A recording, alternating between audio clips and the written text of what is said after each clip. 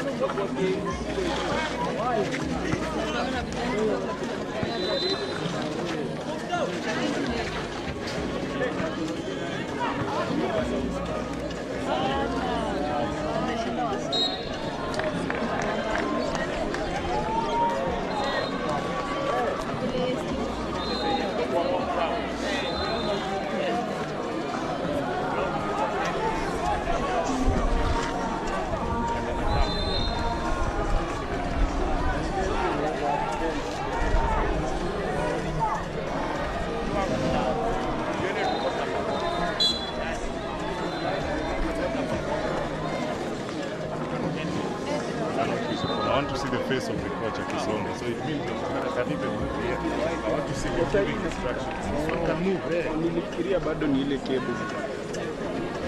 Sasa hiyo watu wako kwa nini usikuje simu katika. Sasa ile coach anaongea sasa wameshamaliza. I want to see the face of the coach giving instructions. I want to see action. I want to see the face. I want to see reaction.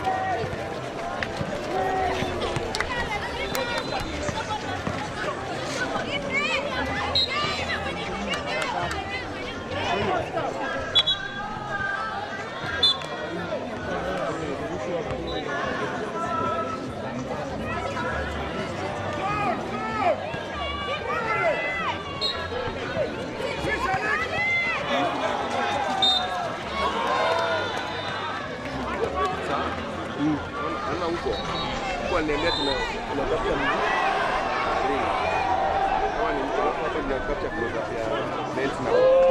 kuna vile amepeana instructions zingine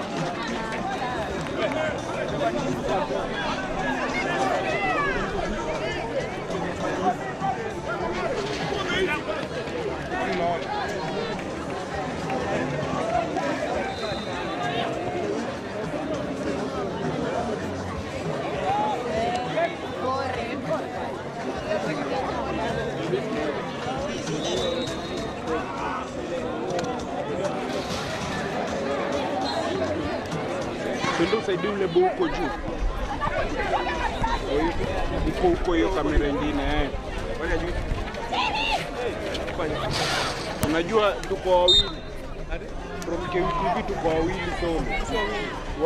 Mimi ule na Melton pekee.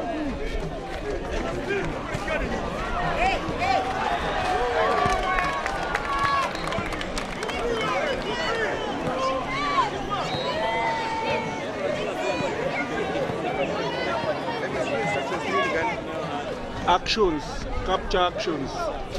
Anataka kuona vile kocha kufrustrated vitu kama hizo. Vile players wana nini.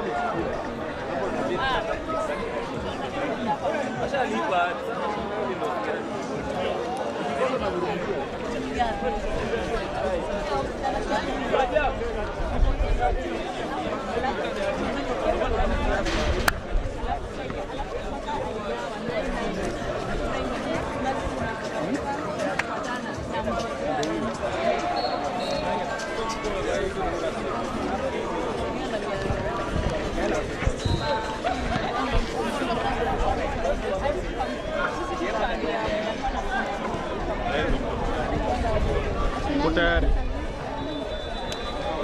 Kwa live kuna mtu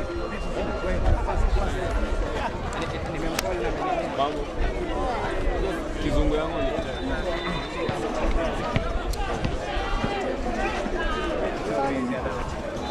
ni twende. Okay, welcome.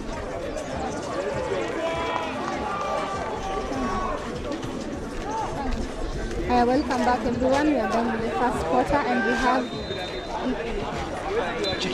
welcome back everyone. We are done with the first quarter and I have a fan. Please tell me your name and which one you're looking for. My name is Jack. I'm looking for STRATHMORE. What are your expectations for this game? STRATHMORE is fighting. They are small, but they are fighting. USIU is big, but they are not capitalizing on their size. That's what I see. Can you tell me which team is really interesting? The shooter is really shooting. I think number 7 as well. He's shooting very good. Yes, I would like to be like her when I grow up. When I grow up, yes, I want to be like her. Okay, thank you. That is all. That is all. Thank you so much. Have a nice day.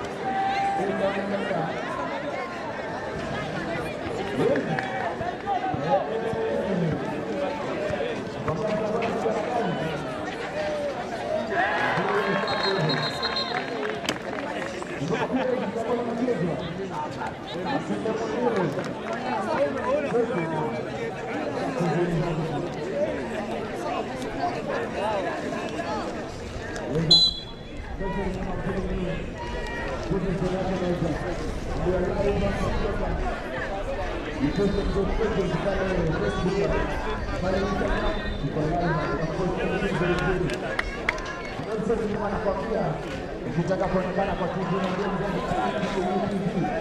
na pale kwenye nafasi kubwa.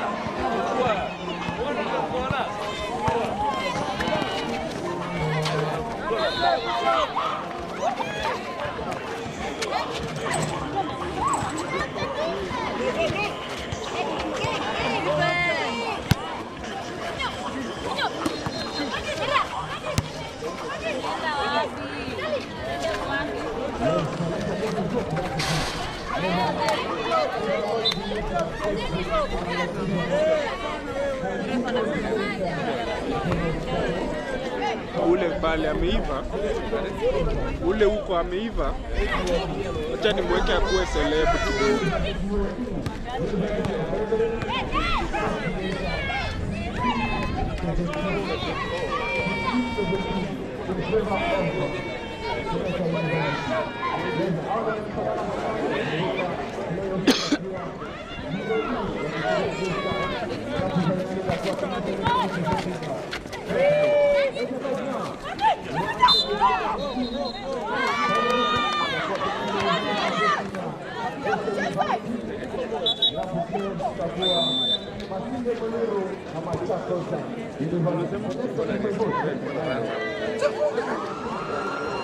Huu namba 11 acha nimweke celeb kidogo.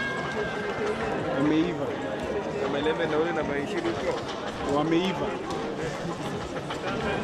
Iva gani unasema? Cheki ule ana record timu gani? Yeye amekata kwa kamera. Mika anafanya hivi. Si unamwambia? Unamwambia?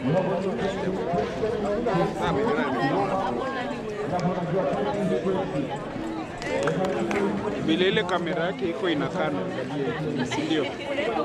Acha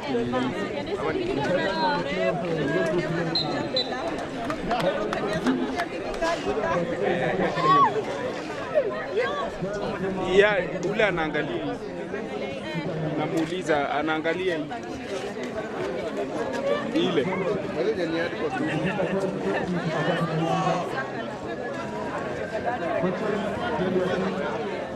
hii hapa hivi.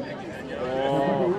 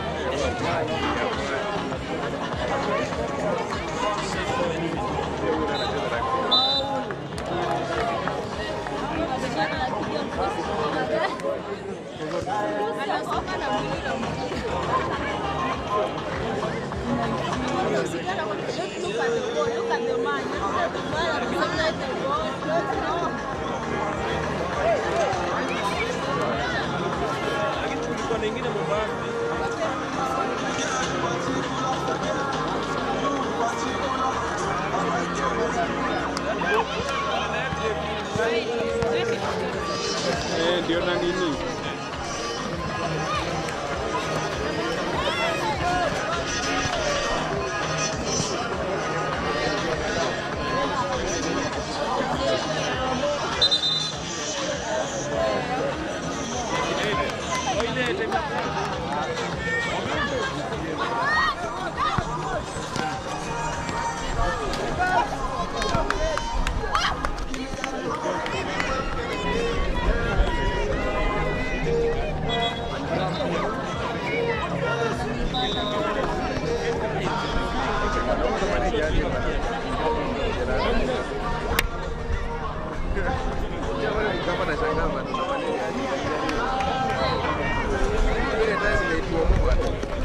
Manito wameawa.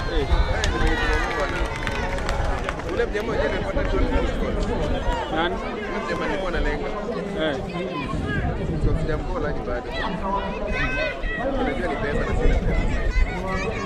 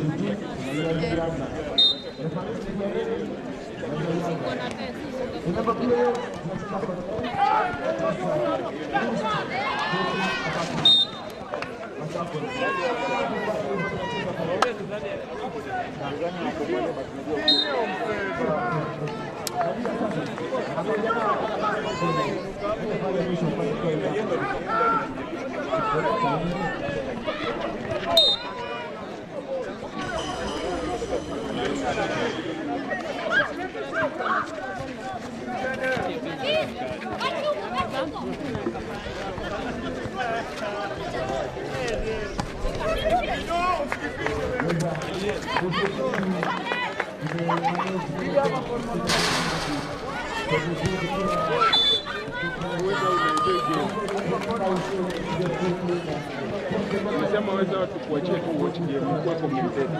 Leo mimi ni commentator bwana.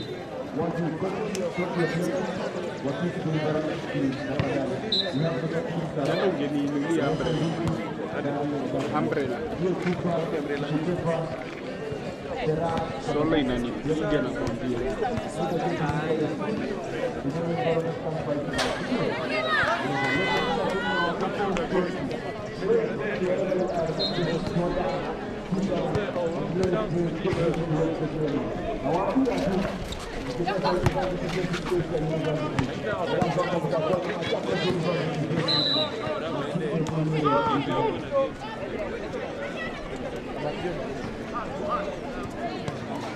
Haya, tunaona pale chairman the president kutoka debate wako na secretary general ambaye anaitwa Kigoa Ndalo. Naona pale wanataka kuchukua president kusema mambo ya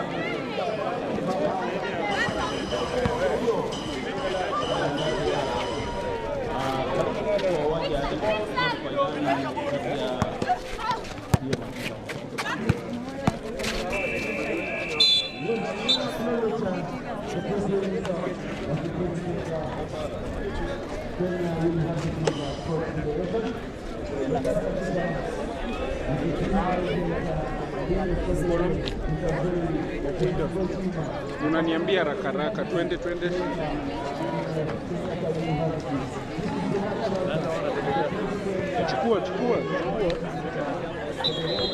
Twende. Hii mic na mnataka? Amu interview. Moja.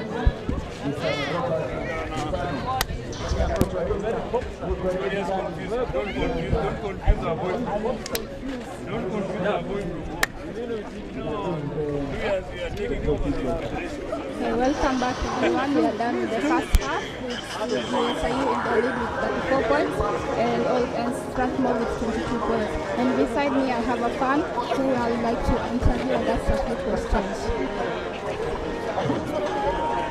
So the game has gone on well. USIU is still in the lead. Sir, can you please tell us your name and which team you're supporting? Samson Karani. I'm just watching the game. I'm not supporting any team, but I'm just here for the fun, for the basketball. So you don't have any team that has impressed you in this match? Yes, I know we are good. We know they are good every time. I just talked to the coach. He told me the scores are 34-22. He's very confident. I think they're going to win. But I'd like to see how it's going to go.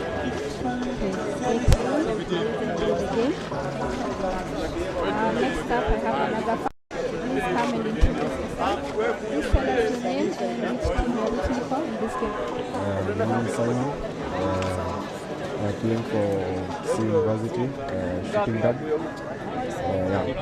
Okay, in this game, in this finals between Strathmore and USIU, which team are you rooting for? Which team do you hope to win the rest?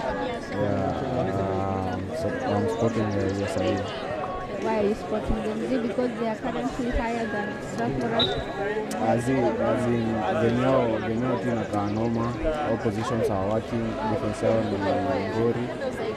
Wanacheza mpira, wanacheza nzuri, bado the big men wanacheza bado fiti. So wako na game safi sana. Your favorite player? Ule fulani, ule light skin and then I shoot the currently playing her position. So when your favorite the shoot fit. Okay, thank you very much. I have another fan here. Please tell us your name and which team are you rooting for in this game. My name is Frederick. I'm rooting for Strathmore University. Yes, that's the team that I'm rooting for because they are really hardworking. I thought they are shorter, but I like the way they are hardworking. They are showing that basketball is not only a sport for the top. Yeah, number 4 and number 11, they are really working hard. I'm rooting for them all day. Do you think they can make a comeback because currently they are at 22 while USIU are at result? Yeah, I think they can because they are working really well, they are moving the ball really well, and I think they might win this game. Thank you very much. Next up, I have my final fan here. Please tell us your name and the team. I'm Lisa Abiambo and I support USIU. So you're a true fan? Yes, I'm a true USIU fan from way back. Okay, how have you seen the game so far? How are the players? So far, so good. Actually, the players are really doing well. But the thing is, they're not scoring. That's the only problem. But Other than that, they're really executing everything I guess. Yeah. And my final question. Do you think there is a chance that Strathmore is going to beat USIU? Strathmore is a really good team actually, and they can beat them if USIU doesn't play well, but nah, I don't think so. Today, no, I don't think so. Thank you very much. And that is it for now. Back to the game.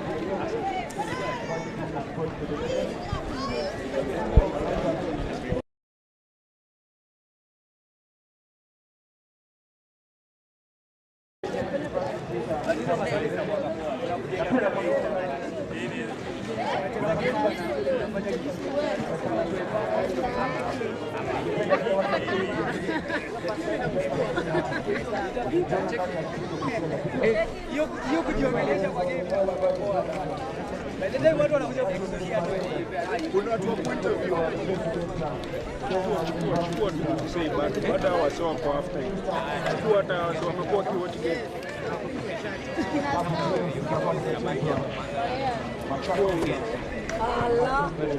Bro.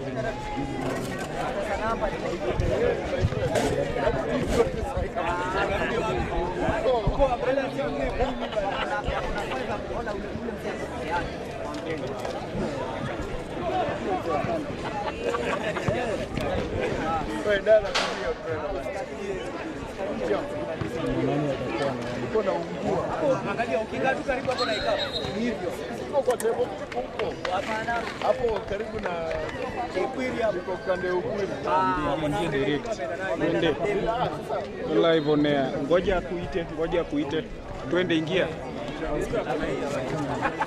welcome back. Currently, they are still meeting with the coach. Strathmore is still talking with their coach. They're still planning on strategies, and they're going to take them up because currently they're at 22 points, which is very low, while USIU is at 34 points. And here I have a fan. Please come and introduce yourself. Please tell us your name and the team you're supporting. Oh, my name is Yvette Akech. The game right now I'm supporting USIU because of the size and the height. I like the way the defense is because it has overworked the Strathmore team. Strathmore team has more of guards than big men, so I think USIU has better chances of winning the game.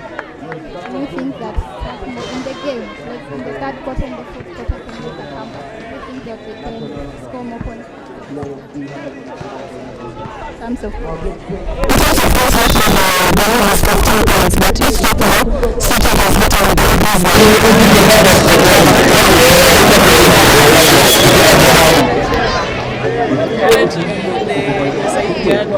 don't know about she has a good game. She has threes and she washes all her teammates. So big ups to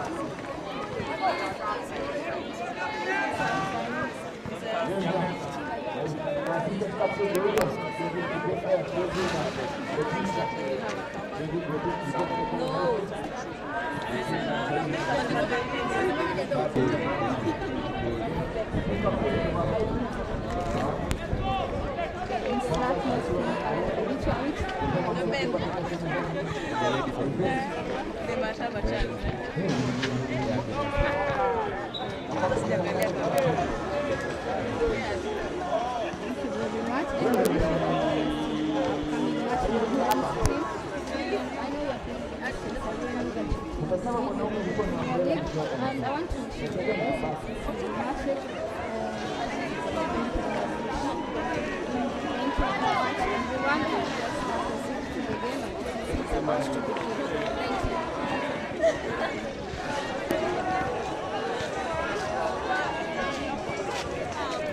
Thank you.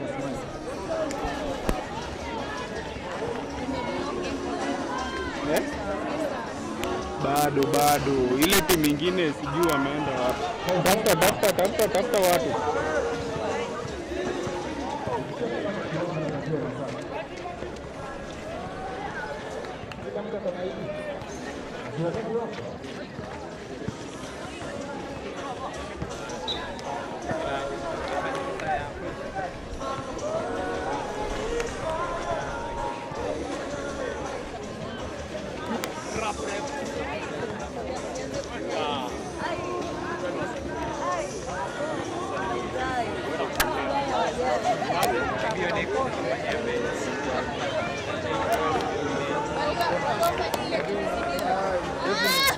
USIU mara mbili.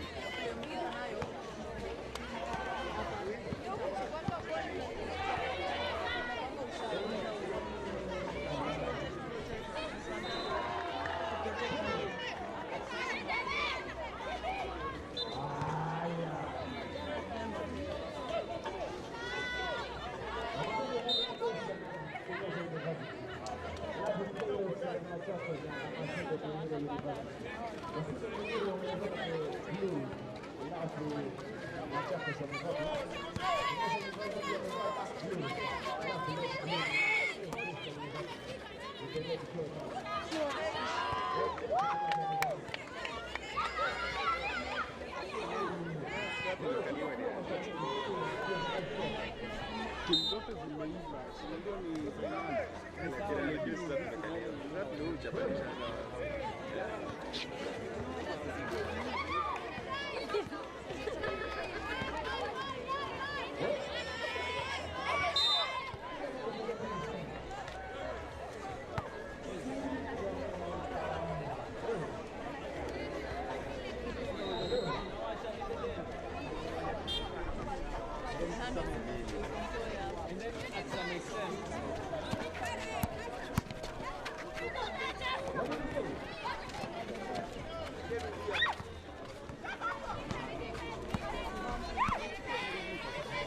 Ichikiche, ei!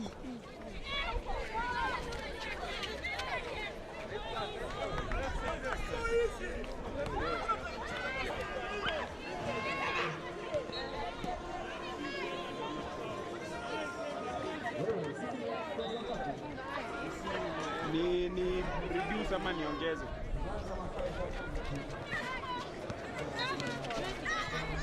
Nimereduce, unajua it's unpredictable.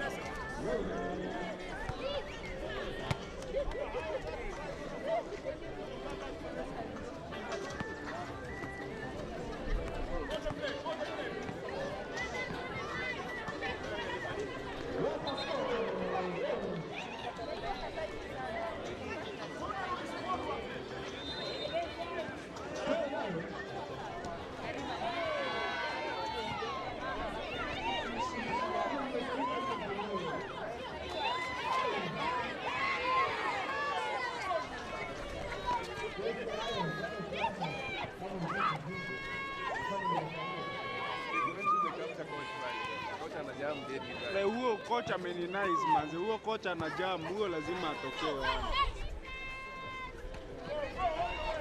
Anakasirika.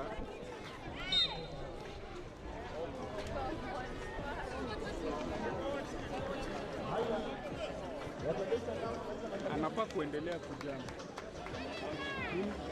Inasikika. Inasikika. Shit.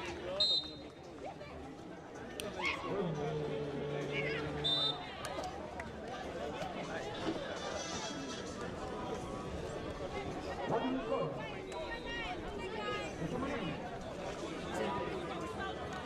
What is this?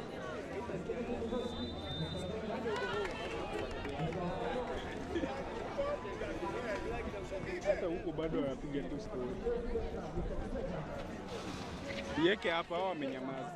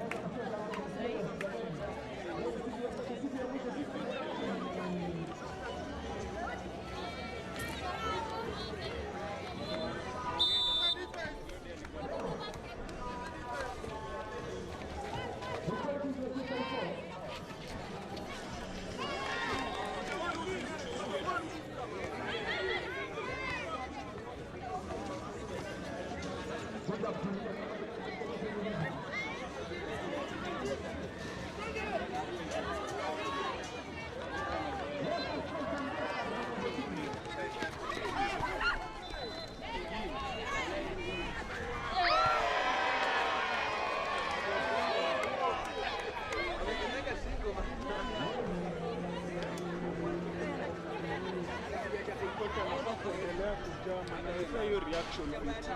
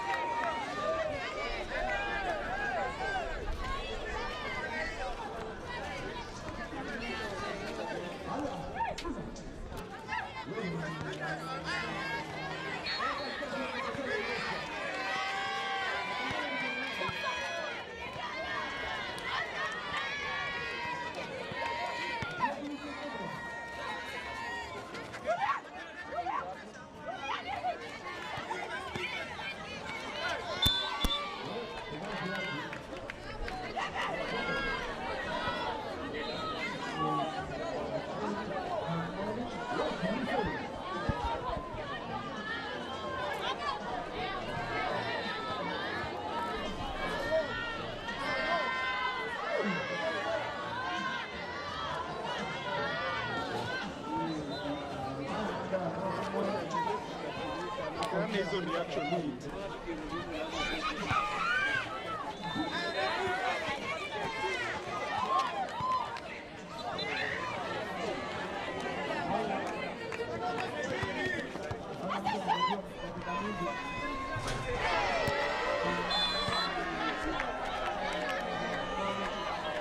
Sasa hii naona moshi.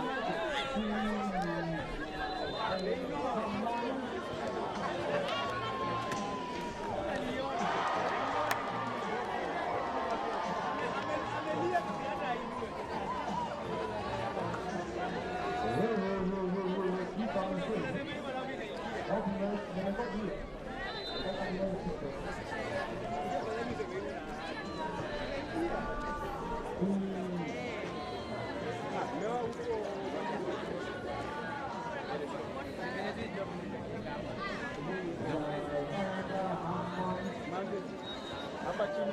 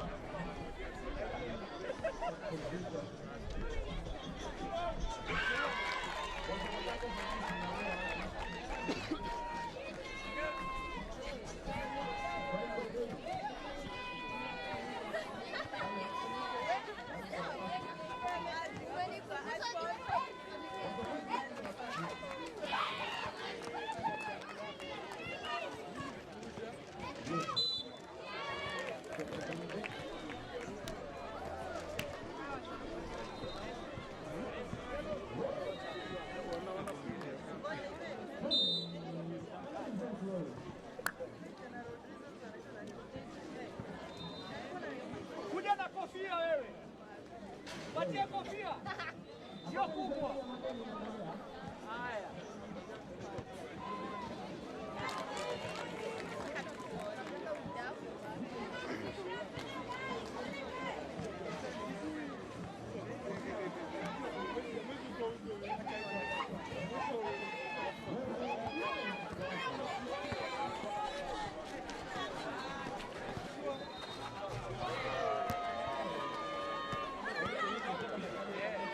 Iko pia nao, iko pia ndio.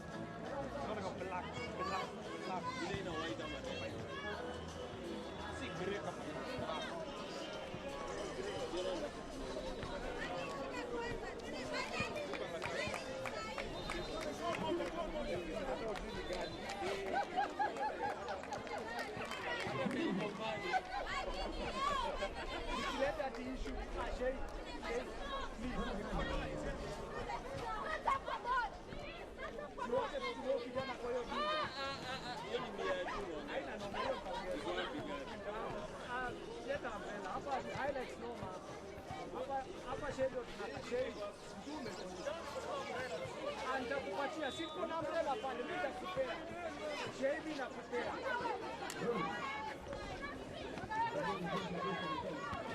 Unajifanya unajua na tunajua kwa nini unajua.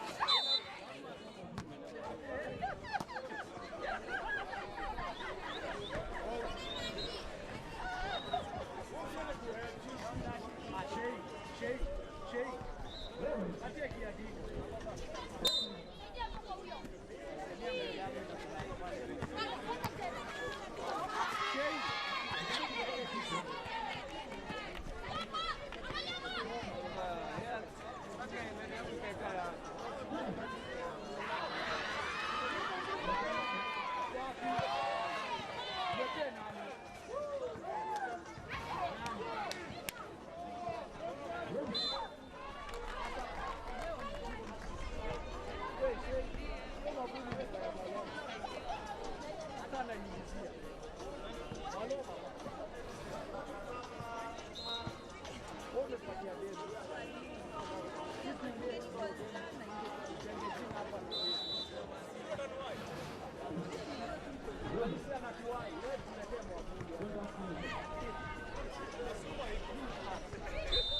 Sasa juu ipo mbona ni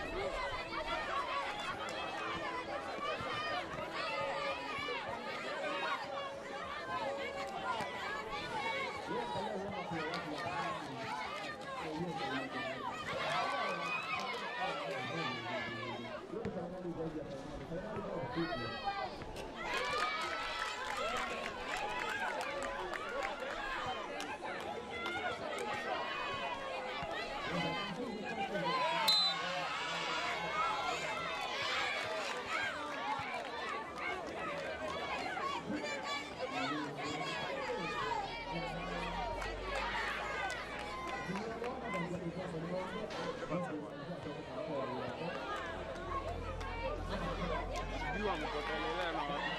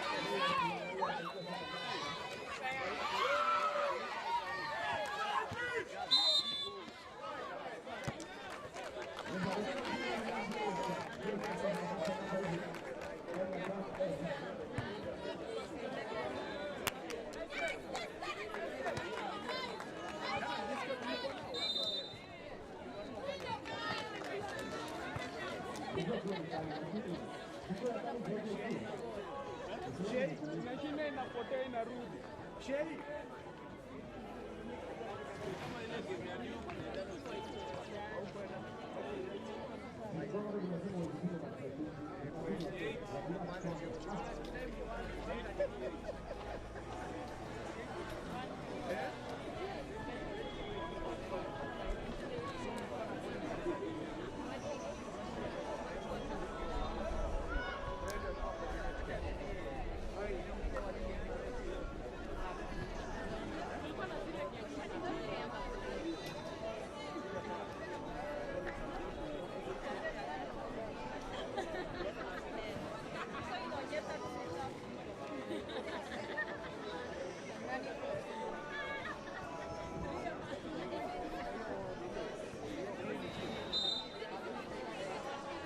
You crap ref, call the foul. Call the fucking foul.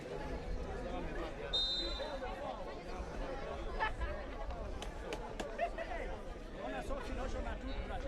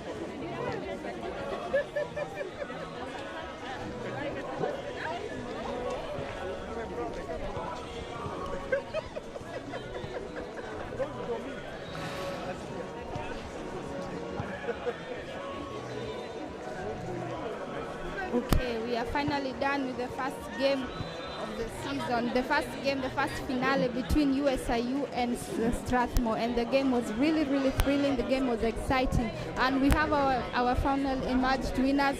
There's USIU with 59 points, and they have gone home victorious. They have gone home really, really victorious. I'm really excited for them, and also Strathmore. Strathmore has really brought out its best in this game. They have left the game with 49 points. 49 points is not a bad point. Fighting against USIU, which is in a Premier League team, and while Strathmore has really brought out it all. Right now I can see that the players are celebrating among themselves, and the coaches are briefing their players a little bit on how the match has ongoing or has went on. And as we wait for the players and the coach to come talk to us, I'd really like to have a fan who would like to talk to us about how the match went on for them. How did they find the match? How did they think that the match was thrilling? Did they think that the match was exciting? Sir in the Emirates uniform, will you kindly talk to us? Will you kindly brief us about the game? How did you find the game today? The game was entertaining, but at the same time it was kind of biased. USIU are the better team, so they deserved the win, and they got it. Yeah. So we hope for the men's game will be more fun, as it will be a competitive match. Which team are you rooting for? Kuna stats itatumwa. Which team are you hoping to get the win? Remember, the game has ended with USIU with 59 points and Strathmore with 49 points. Sorry? Really Evans, unasema? They have quality players who make their game easier. The other side is a bit, so that being a challenge has led them losing the game. So much for your input. Now let me take another player here. I have the captain of Strathmore team with me currently. Come please. I'd really like to say good game. You've tried so much today.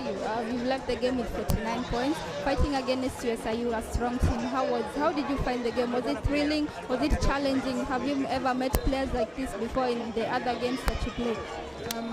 There are people we usually play against in the regular league. So I think we've met them, and we've met them so many times.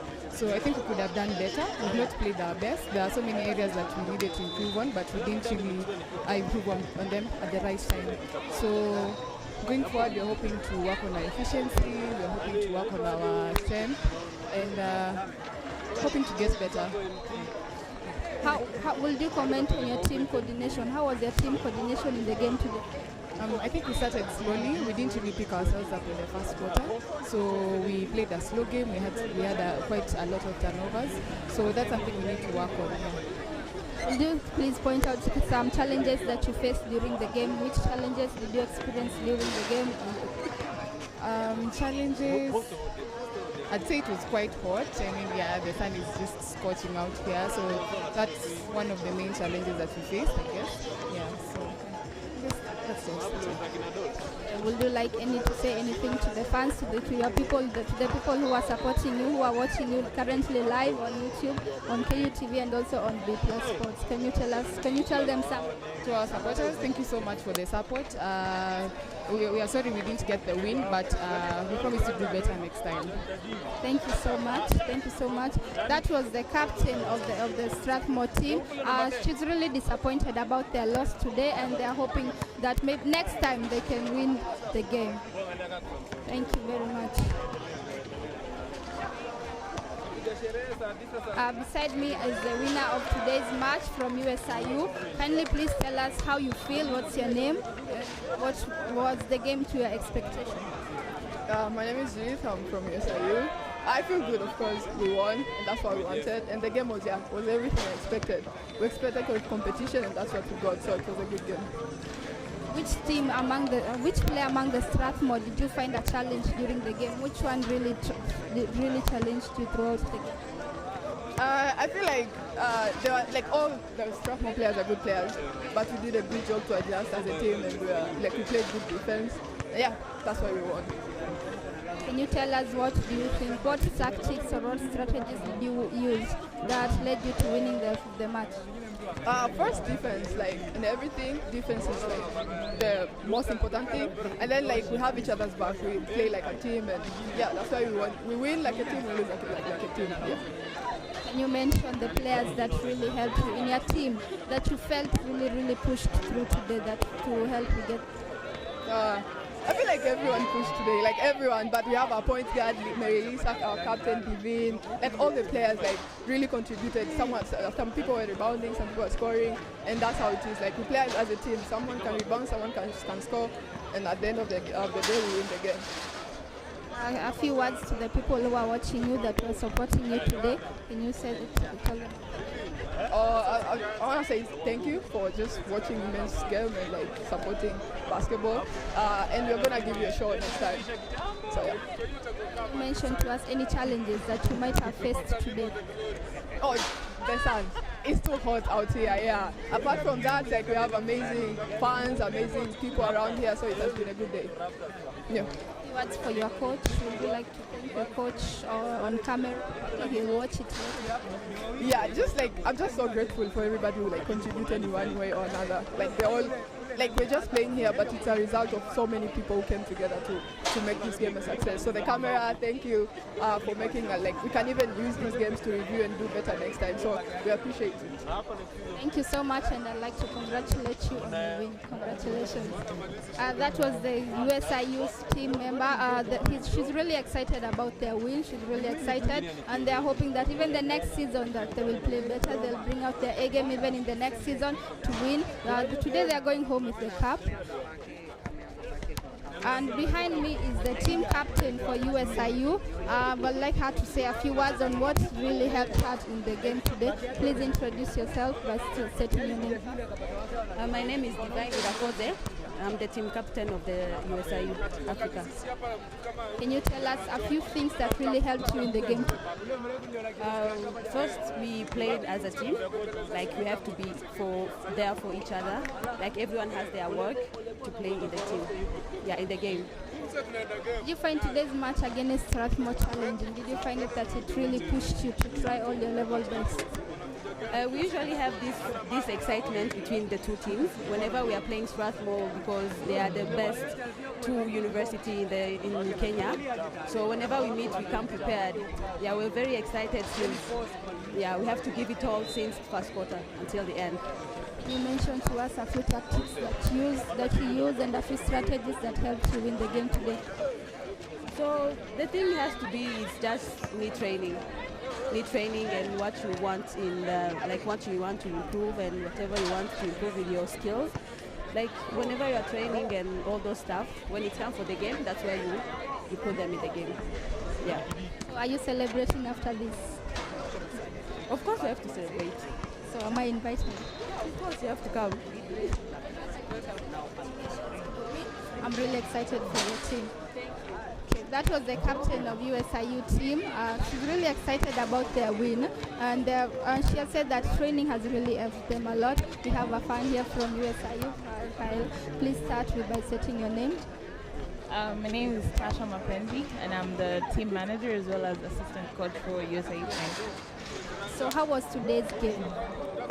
Today, as we expected, expected a bit of challenges because Strathmore are worthy opponents for a long time, but we also brought our best foot forward. That's beautiful. Can you tell us, as an assistant coach, can you tell us some strategies that helped you into getting the win? As we always say, defense is what's going to win us games, and if you notice, we had a little fewer players than every other team, but defense is what made us come successful. What about your team's performance? How can you rank your team's performance today in the game? would say we brought us best foot forward. Yeah. So there were no players that were lagging behind today. There's no player that you felt that didn't bring out their A game. I wouldn't say we had a player that didn't bring their A games, considering the fact that we only had 7 players out of 12. It only took everyone's best effort for us to be able to win the game. So I think every player brought their best foot forward. Yeah. What about your best player? How would you say that your best player performed today? She did a good job, Judy. She always brings her best foot forward, and we didn't expect her to foul out today. I think it's the first time she's fouled out in a very long time, but that's the beauty of the game. It has dynamic, and what happens over a long period of time can change at any point in time. So, yeah. What about training? Can you please tell the audience which type of training you do that has helped your team to be able to achieve the win? Particularly in training, as I said, we focus on defense a lot. Offense is something you can train over time, and it's something even in the game you can change, but defense is instill in players what the importance of defense. And yeah, so we trained a lot of defense. Also offensively, we took a lot of shots because we knew we were coming to play in a different court, so we needed to get that rhythm with the shooting. Yeah. Thank you very much, and congratulations on your win. Have a lovely day. And finally, I have the coach. I'd like the coach to tell us a few words on how he found the game. How was the match? Coach, please start by telling us your name. Actually, my name is Dr. George Lumbasi, and I am the acting dean of students, USIU Africa. You're excited about your team's win? Actually, very excited, and the reason behind is because the efforts we've put in are bearing a lot of fruits. For example, we invest a lot in scholarships, and when you do that, you expect good results. But moreover, we use basketball as a development of the youth, so that at the end of the day, you occupy them, develop them, and there's no pressure on winning. So winning becomes a bonus for us, but the key thing is to develop students. Yes. Next year, are you hoping that you will go back home, still the defendant champion, still the crown champion of the match? Yes, actually, our structure right now as it looks, next year we really look forward to even being a more force to reckon with. The mere fact is, when you look at our budget that we've put in for the next coming year, it's quite humongous. And we can but only be able to launch a very competitive participation due to that. So in our view, next year should be good too. Yeah. Noted that you have both men and women in basketball in the final. How does that make you feel as a dean of students? Does that make you feel proud of your school and proud of yourself? Actually, very, very proud of my school. And maybe to mention, I'm also an alumni of USIU. So when I see these things happening, I see that our strategic plan is working. And we can never go without thanking our university management for what they have put in. Our Vice Chancellor believes strongly in sports. Our management board believes strongly in sports. And that's why they give a lot of money. So I'm very happy to see that both teams have reached at this level. You can only but be all smiles when this happens. Yeah.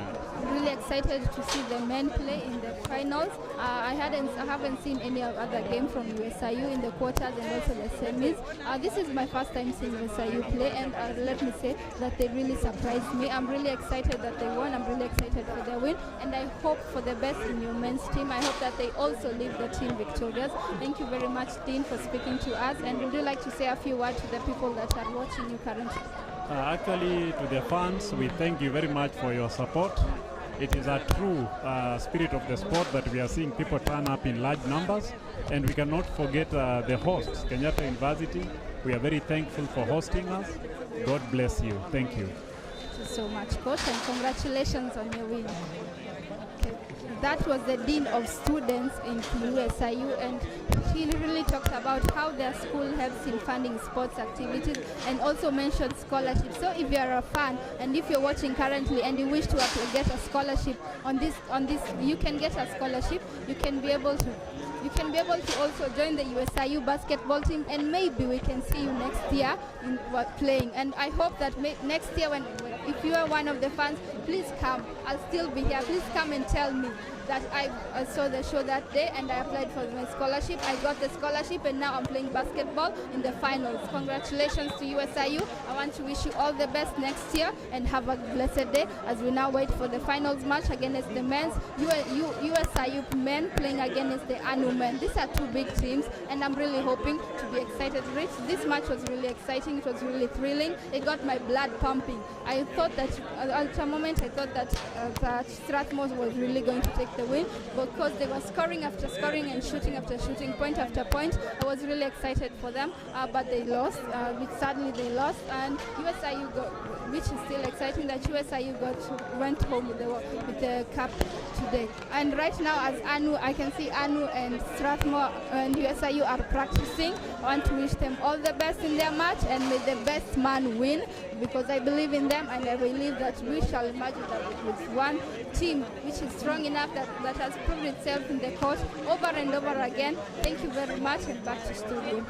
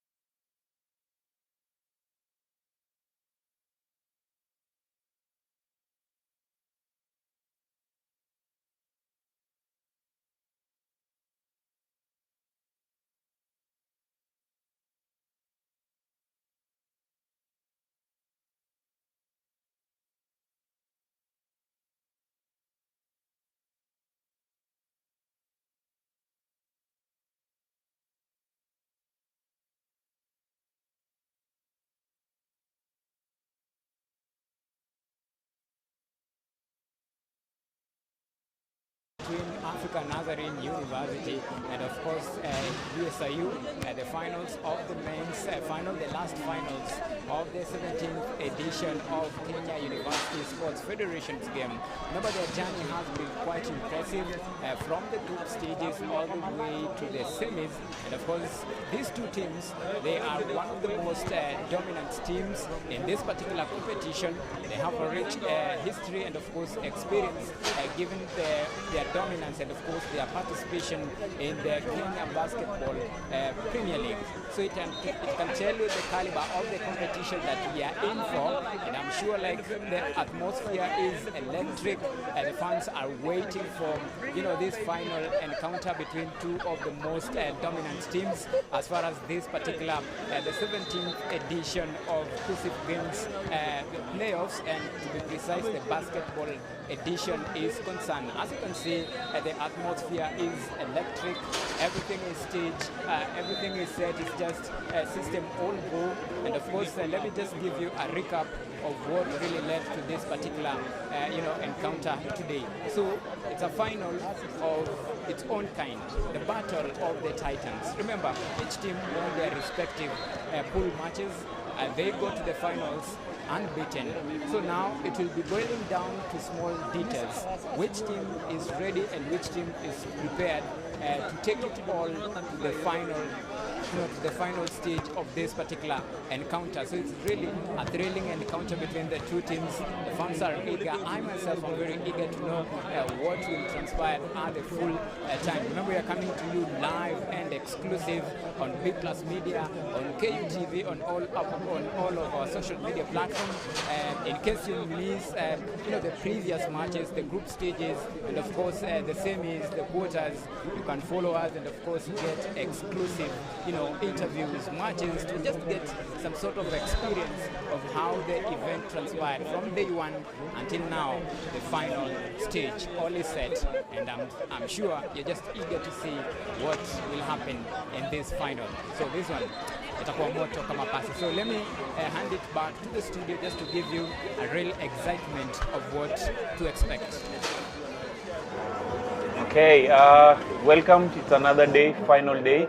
So everything is on the stake for this particular time of the matches. On this case, we've already seen the men play their third and fourth position. We've seen the women play their final match. We've seen USIU emerging as the winners for this particular one. Coach, let's just begin with that result. Oh, sorry. For those of the people who don't know you back at home, maybe just an introduction and why it's important for us to have you for this analysis of these matches, the final to be precise. Okay, thank you so much. My name is Juma Abdallah Kent, basketball coach and an international basketball referee. Okay, Coach, thank you. We've been here since day one. Actually, we've been coming to this KU main campus pitch way much longer in anticipation of how the whole thing will be running. So it is the final day. We've just seen one of the final matches already gone, and that is USIU and Strathmore ladies play their final match. From the results or from the stats you've just received, what can you make out of that? Okay, I can make first USIU won the game. They beat Strathmore 60-51. And one notable thing is they only had 7 players.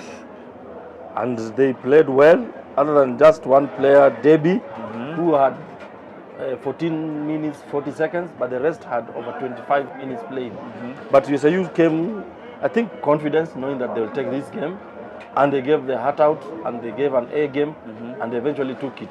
Okay. I know it's a long time since USIU won this title. Yes. It has been Z-Tech and UON that has been winning. And KU once.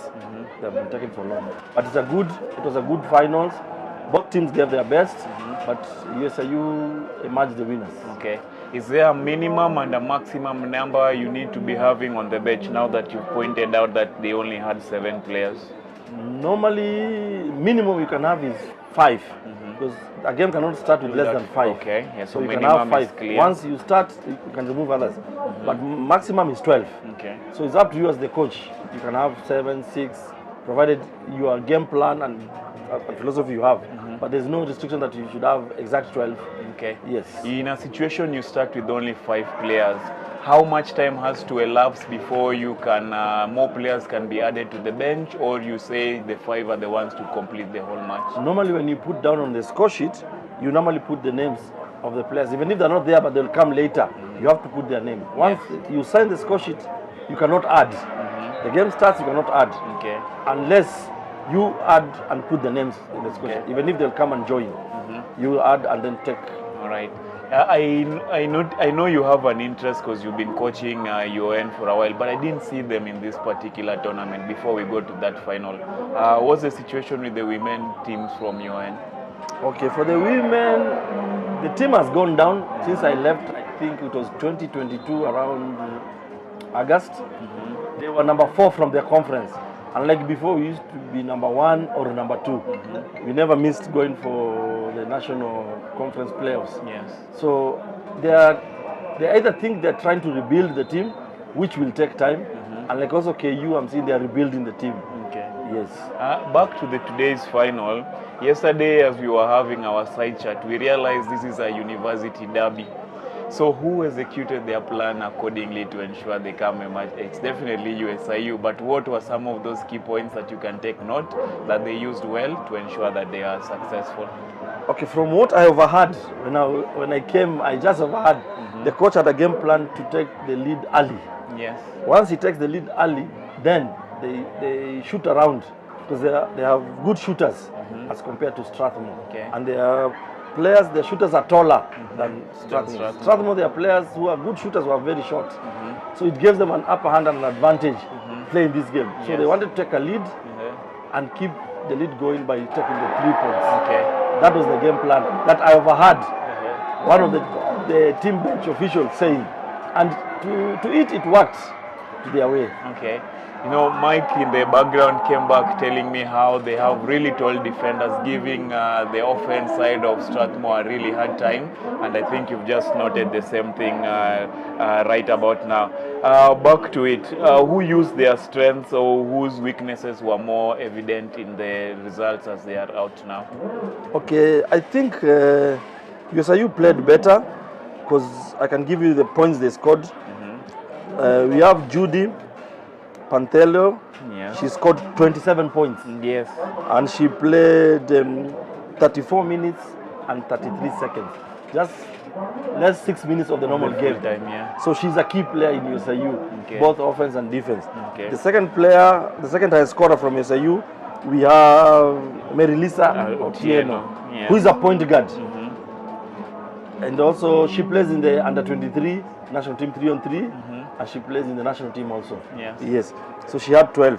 And the third one was number 4, Divine Irakoze. Yes. And when you look at this, and I told you yesterday, when this player have double digits, 3. More than 3. Now let's go to Strathmore. Okay. They only have 1 double digit, who's number 5, Jackie Odhiambo, who had 16. So anytime your team, they score less than 3 players on double digits, winning becomes very difficult. Unless that one scores over 30. Yes.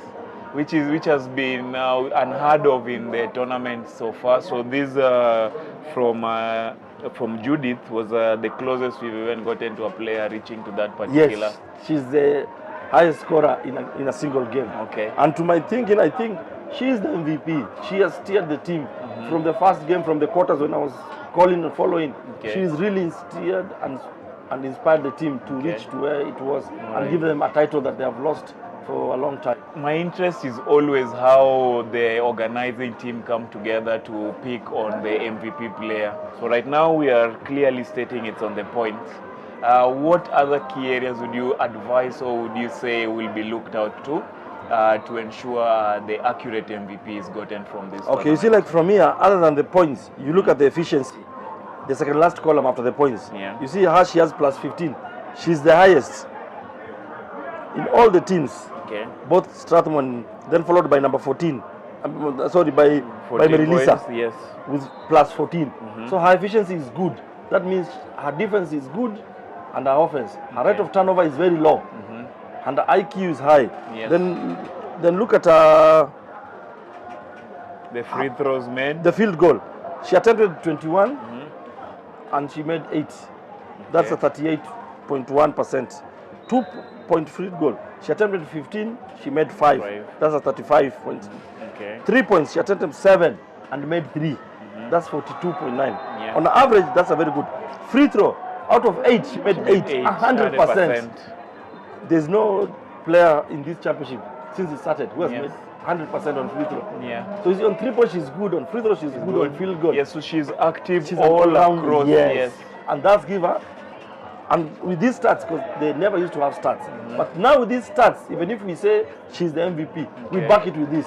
But when I tell you she's the MVP, I have nothing to back it with. But this one automatically gives her the MVP. Because one, she's not selfish. She's a team player. Her efficiency is high. She's the top scorer. Free throw, she has 100%. Why deny her? You can't deny and she's her. disciplined. Even when you see, she was a disciplined player. Because you can be good, score high, but you're not a disciplined. You must be a role model to other players and upcoming. You must be a role model. So that somebody says, I want to play like Boni. So discipline plays a key role to give you that award. Okay. Yes. Right at this point, I want to say the work being done by www.basketball.ke is going to be very effective in helping players be able to gauge their efficiency in the field, gauge where they will have problems so that they can work on those. And for coaches, what better way to start off a training week, but with the perfect starts to know which areas you really need to work on. So back to you, coach.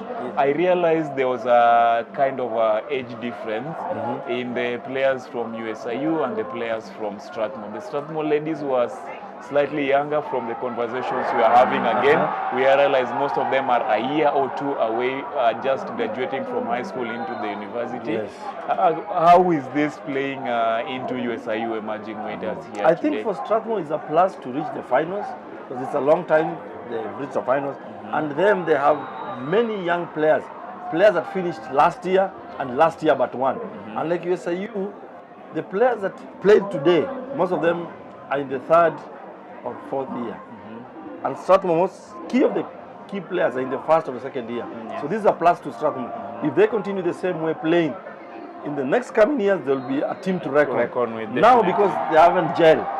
But once they gel, a season or a season and a half, they'll be ready to give good results. Okay. Because as you find yourself, these are the players who have finished and graduated. So as others come, they'll take time also to gel. But for Strathmore, they'll play at least 3 or 4 years together. Okay. And you find if they were in the same high school, so this will be 4 years in high school, 4 years at campus. 8 years to have team chemistry is such a long thing. Okay. Another key area which we picked up on yesterday was on the impact of the bench coming in on the team and how they are helping change that perspective. From the figures, how can you break that down for us? Okay, I can break it down like bench points. USIU scored 4. Strathmore had 15. So the bench for Strathmore was good and better. Meaning that these players, future players, will make a threat and big impact in the game. Because they score 15. And USIU, they have only 2 bench players. So also and they there's gave no 2 points. That means it's 1-1 or a basket. But for Strathmore, this is a team to watch. If they continue the same way, in next year, it will be a very different team. Look at the points from turnover. Anytime they go the turnover, USIU converted 21 points. Out of the Strathmore turnovers. converted 13. So anytime Strathmore made a turnover, USIU punished them. And that was the big change and took the lead higher. When you look at points in the paint, inside the D, USIU scored 24, Strathmore scored 32. So that means this big man of Strathmore, I think, is Maggie. She's an effective player because she was even in the national team. She was the youngest. But you see, that experience she went to in Cairo has brought a very big difference in Strathmore. So you see, that 32 points, you'll find about 15 odd comes from her. Then when you look at second chance points, anytime they shoot, they miss but they get the rebounds. USIU scored 10, Strathmore 10. So they were at par. Were balanced. They had balance and they were at par. So it means the defense on each end were really putting in the work for that situation. So a team to win this game was a team that will make less turnover. That's why they won. The team that made more turnovers lost this game. And fast break points, USIU had 7. Strathmore has 22. Showing that Strathmore players especially are faster than USIU. Yes, young and agile. Young and agile, and they are very short. And they realize also, sorry coach for cutting you short here, if ever they waited for the defense to fall back again, scoring will be difficult. Were going, because of the high difference. That's what I'm telling you. When they gel in a year or two, it will really give them a good plus. Now we look at rebounds. USIU total rebounds had 48. And then on the offensive, they had 15. Coach, help me out here. I might have gotten lost on where we get the rebound on the stats. So how do I look at it once again? You look at it here. REB. REB is rebounds. That's where we are getting the Then rebounds. the first one is RO, that is offensive rebounds. The next one is RD, defensive rebounds. So the offensive rebounds for USIU were 15. But defensive were 33. That is a plus for them winning this game. Because anytime Strathmore shot, they missed. USIU got the rebound. And then take advantage. 90% they converted that basket. So when you look at assists, USIU had 11. Turnovers, USIU had 23.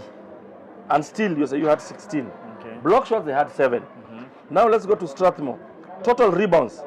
they had 44 and USIU had 48. 48. So that's a difference of 4. But it makes a very big, because they lost by 9 points. Yes. Offensive, USIU had 15, Strathmore had 13. Yeah. So USIU were upper with 2. Defensive, USIU had 31 and this had 33. So you see, it's just a small thing. It was a game They of were chances balanced. for sure, yes. Then assists, USIU had 11, Strathmore had 13. So they gave more pass for them to score direct. Yeah. Strathmore were better. Turnover, Strathmore had 26, USIU had 23. You see, this is what also costs them. They get the rebounds and they make more turnovers. Yes. Then when you come to steals, USIU had 16, Strathmore had 10. So USIU took the ball away from Strathmore 6 more times. And out of those 6, maybe 3 or 4 they scored. And then block shot, USIU had 7 and Strathmore had 2. So this, when you add the arithmetics, gives USIU an upper hand. Yes. It's only that these Strathmore players are a bit younger. So they are not still can take experienced, full but USIU, advantage they have the more same way. experience. They have played even East Africa. Okay. The university for East Africa, the FASU, the Africa Championship. So USIU are more acquitted and used to. Okay. Yes. Aye. Another thing, this is a final, and temperatures always get high. The fans are really animated, the stakes are really high. So junior players sometimes have an issue adapting to this. So how can players or teams counter a situation such as this, where they're in the final, they need to grow a certain mantle and also step up when really needed? What can you point out on this? If I can say, Strathmore, all these, the players, this is the first time playing finals of a KUSF championship. Yes. USIU, this is not the first time playing a finals. They have played at least 2 or 3 times with ZTEC. Out of those girls, 4 of them have played a finals. So you see, they have an upper hand. They know what to do at a certain time. Yes. But for Strathmore, reaching to the finals was a plus. So the small mistake they will make is because of their inexperience, and playing at such a tempo for them was hard. Okay. So that's how they were getting so many turnovers. All right. I know you also know some of the coaches who are handling some of this team. For the USIU guys, we have head coach Mayenga. For the Strathmore side, we have head coach Ronnie. What do you know about these coaches' philosophy? How have you interacted with them? What do you know about them? Okay, for Coach Ronnie, I know him. He's been a former coach for the national team for a very long time. Okay. He's one of the coaches, one of the longest serving coaches we have in the basketball. And he's done a very good job. He's one of the best coaches we have in the country. And for USIU, Coach Mayenga, he's the coach of the national team, women, current. At the moment. At the moment. So you see, that's also an upper hand to him. Yes. So both of them have coached the national team, but Coach Ronnie has coached more because he was there and he's a bit older. Yes. And basketball maturity plays a big role. Okay. The more you are in the game, the better wise and decision making you get yes. in any sport. So that is, these coaches are one of the best coaches. But although in the USIU bench, I saw also Coach Ansett, who is also the coach for the men, was assisting. Yes. And like Strathmore, I didn't see Tony, the coach for men, assisting there. So USIU had a plus. Okay. Having 2 coaches, it helps you a lot because there are things you see different from what I see, and you might tell me. How to counter. Yes. Okay. So I think it might be good maybe next time Coach Tony to be there or help. Even his presence plays a key role. Even if you will not talk, but your presence. There. So this team has unity. Something that he doesn't see and he sees better, he comes and nod. Coach, this and this. So it gives a plus. I might want to come on the defense of Coach Ronnie in this place. I saw the men, the Strathmore and Kabarak 3rd and 4th position being played at the same time the final was happening. That might have hindered him from coming the other end. But this also begs the question, is there a difference in how a coach handling the men and a coach handling the ladies should be advanced in how to handle the team and vice versa? Yes, there's a very big difference. Handling ladies and men, quite different. For example, when you handle men, you handle egos. When you handle ladies, it's emotions. So if you don't know how to handle that, difficult. You have to treat every player differently. For ladies, men, you can treat them the same. Men, you can shout at them, tell them, use your head, they'll still play. A lady, you tell her, use your head. You Maybe get the brother off. is there, the father, the boyfriend, she's off. Some of them even stop playing. So the language and how you put to ladies, especially now this university level, they're a bit mature, is different. So ladies handling them, You must understand them. You must attend their training Yes. to understand them because they behave differently. Okay. You see, for example, a teammate can be there, and you see a lady player tells you, "I don't like this lady." How the way she looks or her hairstyle. Yeah. Just that. Only. And even she'll not pass to her. All right. It is small, but you lose a game because of that. Yes. They have small issues, but not unless you sort them. You can never win a championship. Okay, coach, the men's final match is almost here with us. The technical director is telling us to move it a little bit. ANU versus USIU in the finals. What's your take? What's your expectation? What will be some of the determinants for that game? Okay, my take is I would love or wish ANU to win, for USIU to carry both titles. Although USIU are in the upper hand of winning this game, especially after their ladies won, it gives them more advantages and courage to say, we did it as ladies. The pressure is on them more now. They're in upper hand to win, but I know ANU will give a good run for their money. Okay. And if they play well like they play the other games, they'll take it a day. It can go either way, but I'm foreseeing USIU is in a better hand winning the game. How are you seeing the game or the scoreline playing out? I can see the scores not bad, and so far it's a small margin and it can turn away. But from the second and third quarter, from there I can know which team will carry the day. Okay. So we'll be here to just give you an analysis of that. We are getting all these coaches also together, so we make sure we do that to you. Check our YouTube page, B+ Sports, Kenyatta University Television Online, Facebook, interact with us, leave your comment. Again, just let us know what your sentiments about these games are as they won to the final and who do you expect to win. So until then, keep it here as we cover the national basketball sports.